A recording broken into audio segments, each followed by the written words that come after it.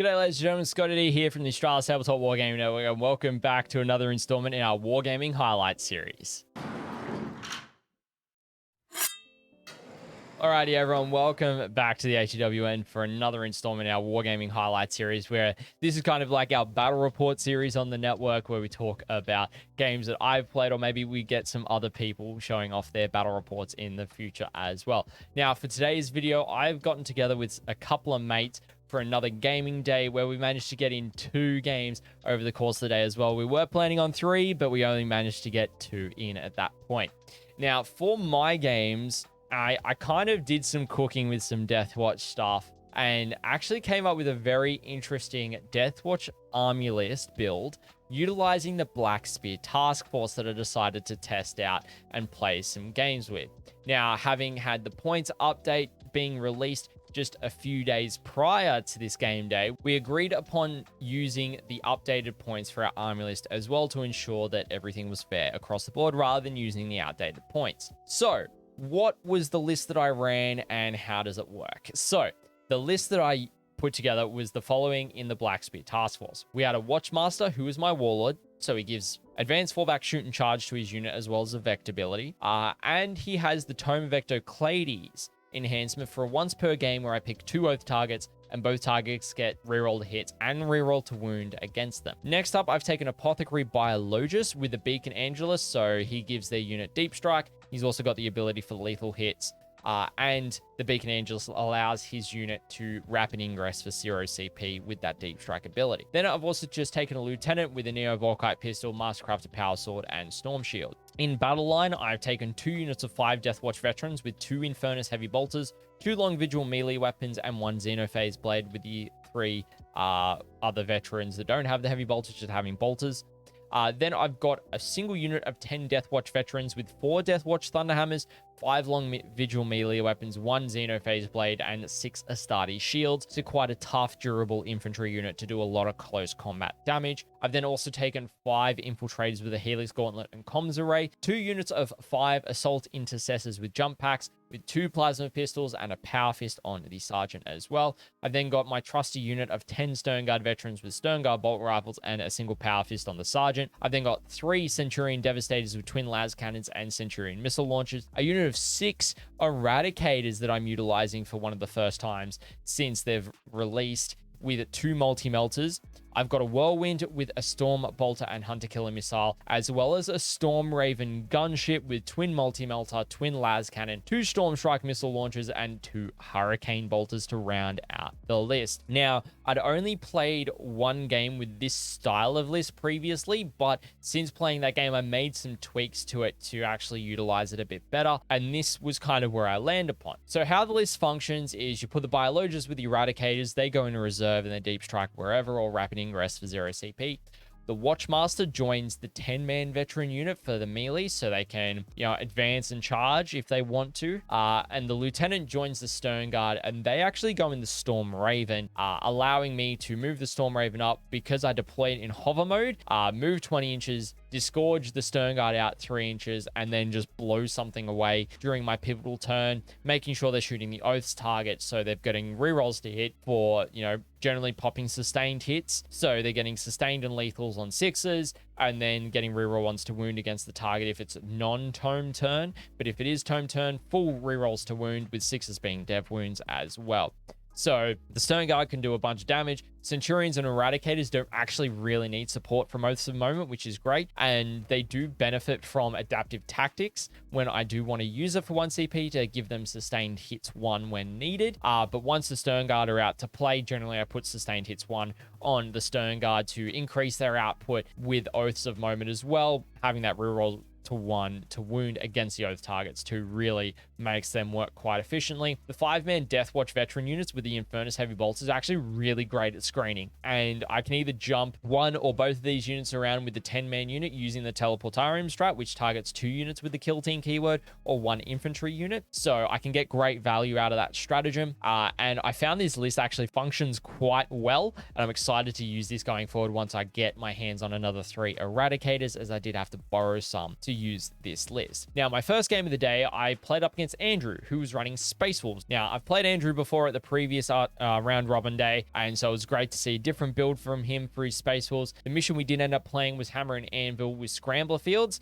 and Sights of Power. So Scrambler Fields did wreak some havoc on me in this mission, I will say so. Now, Andrew's army list was using the Stormlands Task Force detachment from the main Marine Codex, so army-wide, advance, fallback, and charge, and he had the following in his list. He had Logan Grimnar on Storm Rider, Bjorn the Fell-Handed with an Assault Cannon, Ragnar Blackmane, Ulrich the Slayer, a Captain in Phobos armor, a single Cyberwolf, an Iron Priest, 3 individual Phobos Librarians, a Lieutenant with Neo Volkite Pistol, Mastercrafted Power Sword, and Storm Shield, 2 Wolfguard Battle Leaders on Thunder Wolves with a Combi Weapon and Relic Weapon, then a Wolf Lord on Thunder Wolf with a Combi Weapon and Thunder Hammer with Fury the Storm enhancement that gives +1 strength and AP to its melee weapons, or +2 instead on the charge.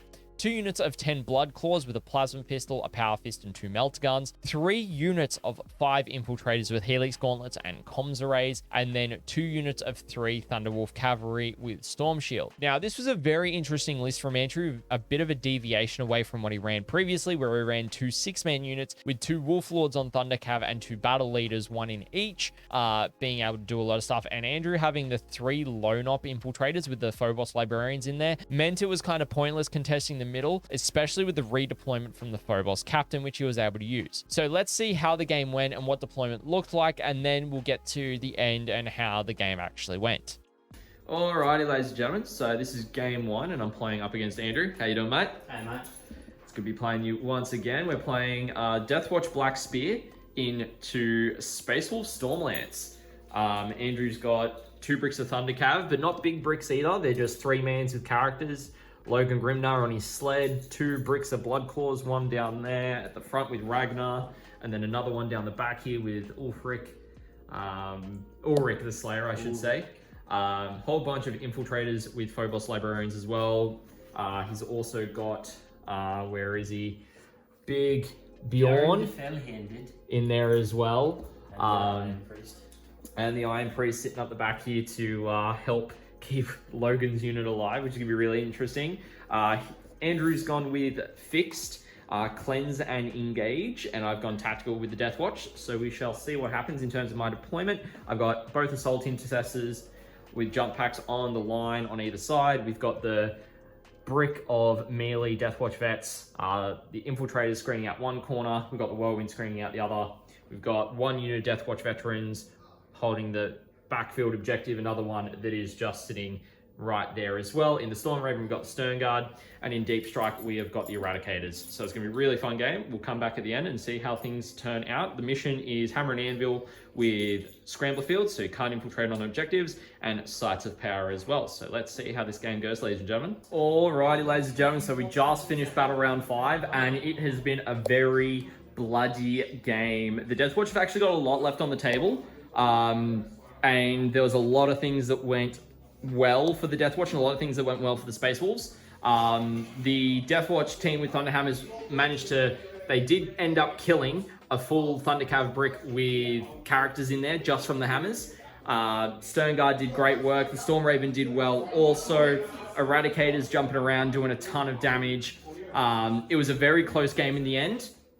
It was 51-50 to the Deathwatch. So really great game against Andrew. Thoroughly enjoyed it. So now we've got game 2 and we're going to see who we are playing against. So this was a very close game with only 1 point between us in the end, and I did manage to pull out the win. Just in the final turn, the Eradicators managed to kill Ulrich the Slayer's unit that was sitting on my home objective, and killing Ulrich by rolling a 6 on the damage, with the Eradicators managing to kill him, saving me from losing as Andrew had taken Fixed of Engage on all fronts and Cleanse. So I was really able to capitalize on that, ensuring that I was able to keep that 1 point lead at that point of time. Now, Andrew had actually made a relatively big mistake turn 1, which he definitely learned from, where he attempted to charge Logan's Thunderwolf Cavalry unit into a unit of 5 Deathwatch Veterans. They're about 10-inch charge, and he used Logan's once per game army-wide reroll charges and reroll hits in combat ability. Unfortunately, Logan's unit didn't make it in. However, I did bait out his second unit of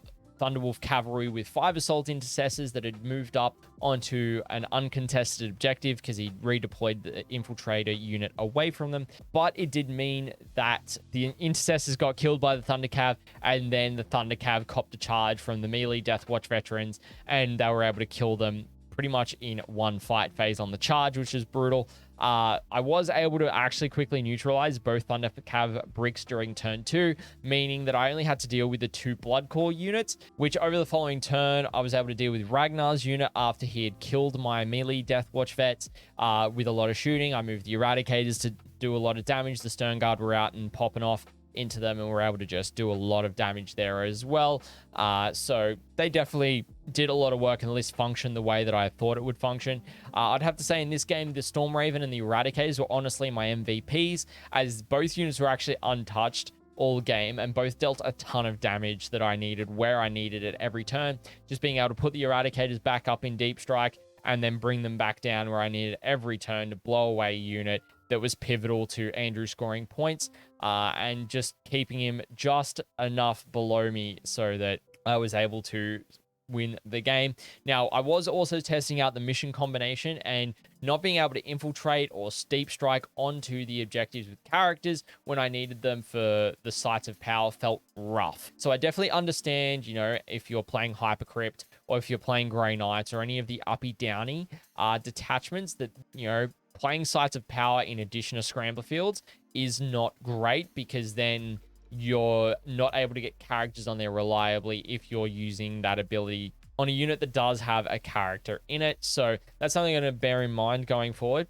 But after the game, I was actually starting to feel very confident with how the list works, how it functions, and how it's actually able to deal with threats as well. Now, my second game, I played up against Paul, who was using Adeptus Mechanicus. So this is actually the first time I'm playing AdMech in a while, and the first time playing up against them with their new codex. The mission we played was Search and Destroy with hidden supplies and priority targets, and we played on a modified Games Workshop layout number 3. Now, Paul was using a Skitarii Hunter Cohort detachment and had the following units and upgrades in his list. He had a Skitarii Marshal with a Clandestine Infiltrator enhancement, giving the Skitarii Marshal's unit Infiltrators and Scouts ability as well. He had a second Skitarii Marshal with the Battle Sphere uplink, which allowed for a 6-inch normal move after their unit has shot, but they can't charge once they've done so. He had a Tech Priest Manipulus as the Warlord, giving out lethal hits. He had a unit of 10 Skitarii Rangers with an Arc Rifle, Omnispecs, Plasma Caliber,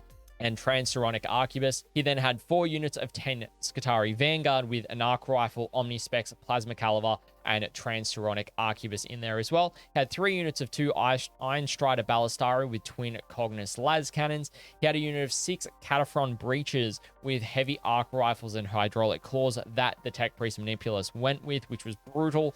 He had 2 Onagadun Crawlers, one with the Eradication Beamer and the other with the Neutron Laser. He had a unit of 10 Taraxi Sterilizers with 1 Flechette Blaster and 9 Phosphor Torches, and then 2 units of 3 Sidonian Dragoons with the Taser Lancers, and then Lord Inquisitor Kyria Draxus.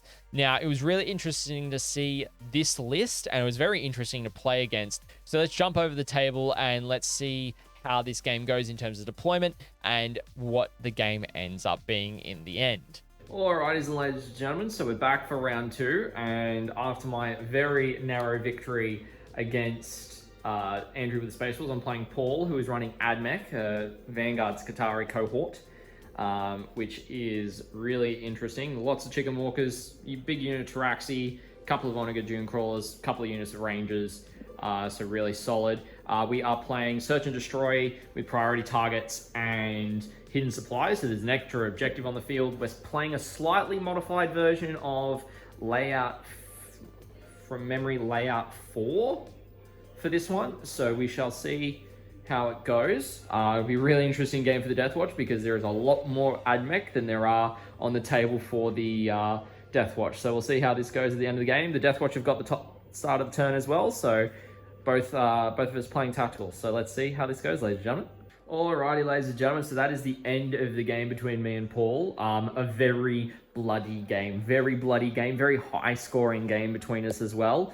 We both scored 30 points on secondaries, which was nice. However, Paul, actually no, Paul got more points on secondaries than me, and we both got 50 points on primary, which means Paul won 83 to 80. Really solid, very tactical gameplay. I did make one mistake with the veterans in combat. I put them behind this ruin, but I didn't keep them an inch back. So that enabled Paul to come in and do some combat on his terms rather than my terms. So really solid with the list. I think I've gotten it down pretty well, and I'm keen to see how it goes in the future also. So this was a very back and forth game between me and Paul here with our armies, and both of us scored quite highly on the secondaries, as well as maintaining at least 2 primary objectives for priority targets the entire game, meaning that we both ended on 50 points for primary, which was awesome. Paul was able to capitalize on a mistake that I had made with my melee Deathwatch veterans by not keeping them 1 inch off the wall turn 1, and they copped a turn 1 charge from some dragoons. Ended up having most of the unit killed, but I will say I fell back, I recharged, and I was able to actually do a fair amount of damage in response to that. For this game, I would have to say that my Sternguard veterans and my 5 Deathwatch veterans with Infernus Heavy Bolters were my MVP units, as they were able to just deal a ton of important damage to Paul's units where I needed them, especially the Infernus Heavy Flamers, being able to kill at least 5 Skitarii every time I overwatched with the 2 Heavy Flamers, which was really great.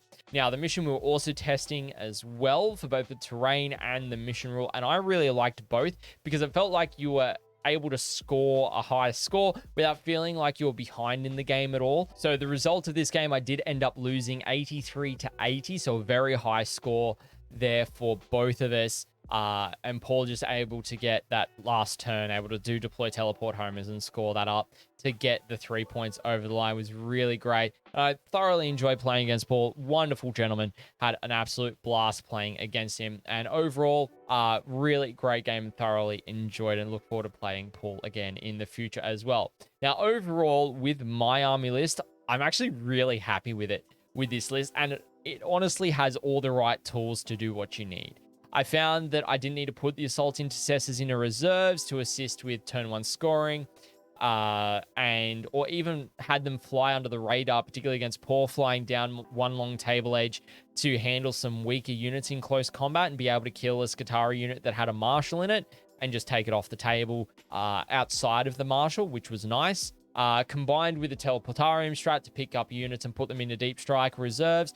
And I didn't feel like any secondaries weren't achievable during both games, and I could move the units where I needed them to be through some forward planning by just spending that 1 CP to put a unit up, whether that was the Eradicators or the Deathwatch Vets for 2 units, to be able to move them where I needed them to be for my secondaries for that turn.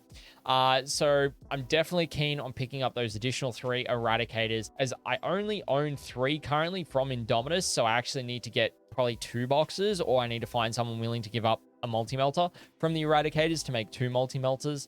But I'm happy to, keep on playing this style list with the Deathwatch once I have the models, get some more reps in with it, and be able to really start to see the power in the Black Spear Task Force with this style of list, especially utilizing the Storm Raven for that heavy movement on the 20 inches there as well in my future games going forward.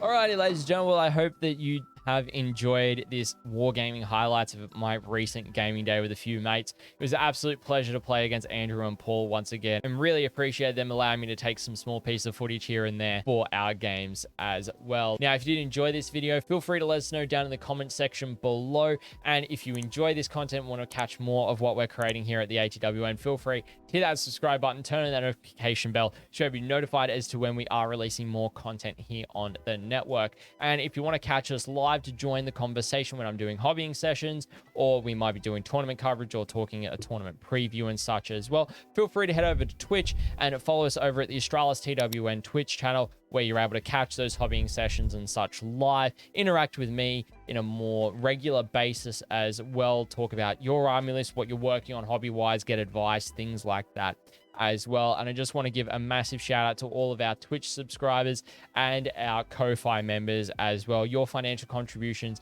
really do mean that we're able to keep on doing the content that we're doing here on the network and enable us to upgrade our gear and consistently provide more tournament coverage across the Australian tournament scene.